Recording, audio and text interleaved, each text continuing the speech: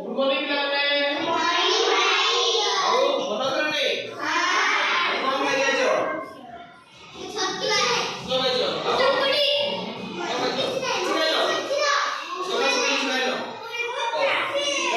आज आमे नया विषय पढिला पढिबा ना तमे जानिछ हमर केते ऋतु कौन कौन ग्रीष्म वर्षा शरद हेमंत शीत बसंत देखो हमें तमे कोडा कोडा ऋतु ये जानिछ तमे पोषक ऋतु जो खरा दिने वर्षा दिने आउ शीत दिने देखो से ऋतु विषय हमें देखो कपड़ा भी जानिबा बुझलो ना कपड़ा विषय जानिबा बुझलो ना